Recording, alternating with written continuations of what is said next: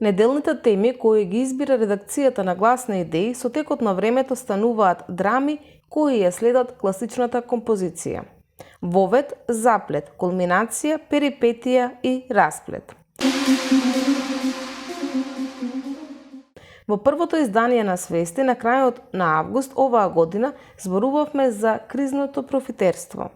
Заради инфлацијата е најчестиот одговор, или зголемени се трошоците за производство и транспорт, енергетска криза е, прехранбена криза и така натаму. Колку и да се чинат доволни овие причини, сепак останува нејасно зошто конкретни производи се поскапени баш до конкретниот паричен износ. Така се раѓа сомнежот за така наречено кризно профитерство на фирми кои се занимаваат со трговија и продажба. Но владата и пазарниот инспекторат си ја префрлаат топката.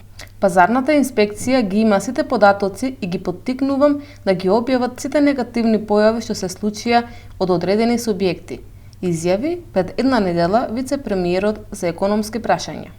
Предходно, директорката на Државниот пазарен инспекторат го кажа следното. Државниот пазарен инспекторат не е надлежен да ги контролира маржите. Во пазарна економија, трговците слободно си ги формираат цените. По се изгледа, за кризното профитерство, она што порано било воено профитерство, никој не е надлежен.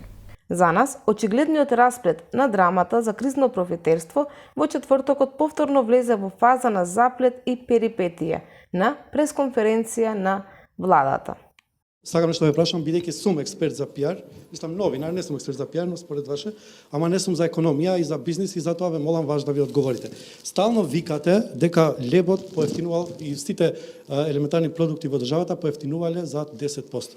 Веќе неколку недели јас го слушам тоа. Ние велиме дека треба да поевтинат до 10%. Добро, викате дека поевтинуваат до 10%. Ова е лепше го купив 10 минути пред да почне пресконференцијата и е исто колку што беше пред месец дена и половина. Можам да го дам лебот и фискалната да се потврдите вие дека 51 денар беше пред 3 недели, 51 денар пред 10 минути го купив пред пресконференцијата. Според мене тоа дали како вие го толкувате, јас не знам, но јас можам да ви кажам дека тоа што го кажувате дека се намалуваат цените на главните продукти, тоа стварно на терен не изгледа така. Тука некој лаже, а кој лаже? Дали бизнесмените, дали некој друг, тоа не знам, вие треба да ни одговорите за ова. Во третото издание на Свести зборувавме за проблемите со кои се соочија учениците на почетокот на учебната година.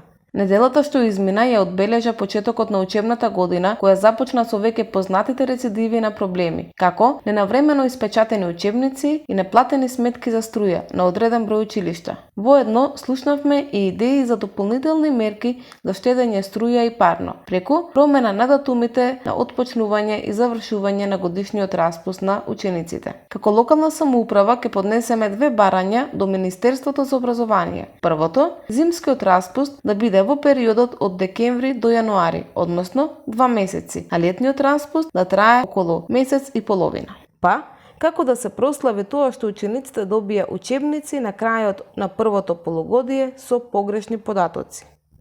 Како да се прослави тоа што се штеди на топлинска и електрична енергија, благодарение на лажните дојави за бомби во се поголем број институции и училишта? И како да се прослави довербата во судството од 8%, која се одржува со судски постапки кои траат предолго, неретко и до застарување. И со поставување партиски луѓе на највисоки раководни позиции во обвинителството и судството. Со песна, секако.